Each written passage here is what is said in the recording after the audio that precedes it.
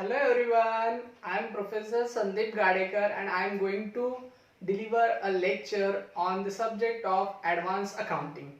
My dear students, Advanced Accounting में जो आज आपका फर्स्ट चैप्टर है हमें उस चैप्टर के बारे में देखना है, लेकिन उससे पहले मैं आप सबका वेलकम करता हूँ एकेडमिक ईयर 2020-21 में। ओके दोस्तों, ये अकाउंटिंग स्टैंडर्ड हमें जो फर्स्ट चैप्टर दिया हुआ है, ओके अब क्या नाम है उसका, accounting standard and financial reporting, introduction to IFRS. Okay, इसके बारे में पढ़ने से पहले मैं थोड़ा सा आपको बता दूं कि ये आपके लिए बिल्कुल नया नहीं है। बिकॉज ऑफ एफवाई बीकॉम में भी कुछ अकाउंटिंग स्टैंडर्ड्स आपके लिए थे, एसवाई बीकॉम में भी कुछ अकाउंटिंग स्टैंडर्ड्स आपके लिए थे, इस साल भी कुछ अकाउंटिंग स्टैंडर्ड्स आपके लिए है। ओके, इस साल आपके टोटल ओवरऑल जितने भी अकाउंटिंग स्टैंडर्ड्स है उतने खत्म होने वाले हैं। ओके सो दोस्तों, ये अकाउंटिंग स्टैंडर्ड इस साल खत्म होंगे, लेकिन मुझे आपको at that last moment accounting standards के बारे में जो जिसका क्रक्स है, ओके जो कहाँ से आया ये बताना है। सबसे पहले अकाउंटिंग स्टैंडर्ड ये वर्ड आपके लिए बड़ा इंपॉर्टेंट है। एग्जैक्टली इसका मीनिंग क्या होता है, मुझे ऐसा लगता है कि अकाउंटिंग के बारे में आपको पता है। ओके, लेकिन स्टैंडर्ड्स के बारे में मैं आपको बताना चाहता हूं। स्टैंडर्ड मतलब प्रिंसिपल, स्टैंडर्ड मतलब रूल्स एंड रेगुलेशन। अभी किसी जगह पे अगर हमें यूनिफॉर्मिटी लानी है तो दैट टाइम हमें कुछ स्टैंडर्ड सेट करने होते हैं। ओके, वैसे अकाउंटिंग में हमें यूनिफॉर्मिटी लानी है वर्ल्ड वाइड, इसीलिए कुछ अकाउंटिंग स्टैंडर्ड सेट हुए थे। ओके, मतलब कुछ प्रिंसिपल सेट हुए थे, उस प्रिंसिपल्स को एक नाम था जनरली एक्सेप्टेड अकाउंटिंग प्रिंसिपल, जिसको शॉर्ट फॉर्म में कहते हैं गैप। अभी इस गैप के अंदर ये सब अकाउंटिंग स्टैंडर्ड्स आते हैं। ओके सो मैं आपको इसके बारे में बताना चाहता हूँ कि इसके दो टाइप्स होते हैं नॉर्मली। एक नेशनल गैप होता है और दूसरा इंटरनेशनल गैप होता है। अभी नेशनल गैप और इंटरनेशनल गैप मतलब क्या, तो नेशनल मतलब कंट्री, एक कंट्री का, और इंटरनेशनल मतलब अदर देन कंट्री। ओके, मतलब बाहर भी हम जा सकते हैं दैट मोमेंट। अभी देखो, पहले तो मैं आपको बता दूं कि नेशनल गैप जो है हमारा अकाउंटिंग स्टैंडर्ड, तो इंडिया में 1977 में अकाउंटिंग स्टैंडर्ड स्टार्ट हुए। ओके, उसकी एक कमेटी थी, कमेटी का नाम था ASB, accounting standard board. Okay, जिन्होंने अकाउंटिंग स्टैंडर्ड्स लाए थे। ओके, ये था नेशनल।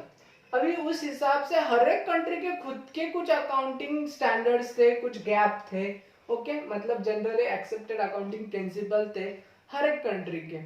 अभी यूएस के यूएस गैप थे, ओके अदर कंट्री के भी थे। अभी उस तरीके से हर एक कंट्री खुद का काम कर रही थी। लेकिन आप लोगों को पता है कि इंडिया में या पूरी कंट्री में वर्ल्ड वाइड अभी इंडस्ट्रियलाइजेशन हो गया है, ग्लोबलाइजेशन हुआ है। इस हिसाब से हर एक company out of own country जाती है। जैसे फॉर एग्जांपल मैं आपको बता दूं कि टाटा कंपनी देखो इंडिया में ही सिर्फ नहीं, अलग अलग कंट्रीज में, अलग अलग कंट्री में उनको भी अकाउंटिंग करना पड़ता होगा। ओके, दैट टाइम अगर हर जगह पे अकाउंटिंग स्टैंडर्ड अलग हो तो इंडस्ट्री में प्रॉब्लम्स आएंगे। अगर इंडस्ट्री में प्रॉब्लम्स आएंगे तो नई कंपनी ऐसी जगह पे जाएगी नहीं जहाँ पे अकाउंटिंग में कुछ प्रॉब्लम्स आते हैं। ओके, तो इसीलिए कुछ इंटरनेशनल गैप की जरूरत पड़ी। ओके, इंटरनेशनल गैप मतलब हर एक जगह पे। अभी नॉर्मल इंटरनेशनल गैप जो है उसमें आता है इंटरनेशनल अकाउंटिंग स्टैंडर्ड। लेकिन ये इंटरनेशनल अकाउंटिंग स्टैंडर्ड कब आए, नॉर्मली ये सब यूके का था। ओके सो ये कब आए, तो इसके लिए 1973 में कमेटी एस्टेब्लिशमेंट हुई थी। उस कमेटी का नाम था IASC, इसका फुल फॉर्म है international accounting standard committee. Okay, 1973 में उन्होंने किसकी एस्टेब्लिशमेंट की, इंटरनेशनल अकाउंटिंग स्टैंडर्ड्स। ओके, उन्होंने लाए उसके बाद काम चल रहा था, लेकिन वो 2-3 कंट्री के लिए ही था सिर्फ। तो उसके बाद कुछ सालों बाद मतलब 2001 में एक बोर्ड का चयन किया गया, मतलब एक बोर्ड बनाया गया, जिस बोर्ड का नाम था इंटरनेशनल अकाउंटिंग स्टैंडर्ड बोर्ड। और उस बोर्ड की जब मीटिंग हुई तो वर्ल्ड वाइड हर एक कंट्री के लोग वहां पे थे, इंडिया के भी मेंबर्स वहां पे थे। तो वहां जाके ये डिस्कशन हुआ कि अगर हमें इंडस्ट्रियलाइजेशन में कुछ ना कुछ बदलाव लाना है, यूनिफॉर्मिटी लानी है, तो हमारे सबके अकाउंटिंग स्टैंडर्ड सेम होने चाहिए। ओके, तब जाके इंटरनेशनल फाइनेंशियल रिपोर्टिंग स्टैंडर्ड बनाए गए। सबको ऐसे लगा अभी इंटरनेशनल फाइनेंशियल रिपोर्टिंग स्टैंडर्ड आए हैं तो सब प्रॉब्लम सॉल्व हो जाएंगे। लेकिन मैं आपको बता दूं कि 2002 में इंटरनेशनल फाइनेंशियल रिपोर्टिंग स्टैंडर्ड आए, लेकिन आगे 4 सालों तक इसमें बहुत सारे प्रॉब्लम्स फेस करने पड़े।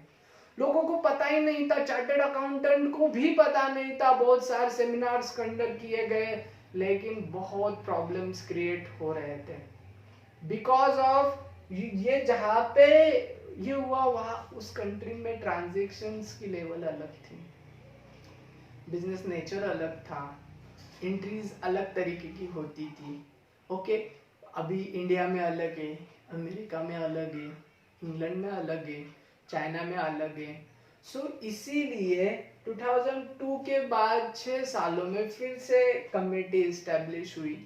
ये कमेटी थी, इनकी फिर से एक बार मीटिंग हो गई और इंडिया के लोगों ने कहा कि नहीं, ये तो हमें नहीं आ रहा है, ठीक से नहीं अंडरस्टैंड हो रहा है, लेकिन अभी हम हमारे लिए कुछ करेंगे। दैट मोमेंट इंडिया ने क्या किया कि हमें ये अकाउंटिंग स्टैंडर्ड भी छोड़ने तो नहीं है, क्योंकि अभी दुनिया इस अकाउंटिंग स्टैंडर्ड्स के साथ चल रही है।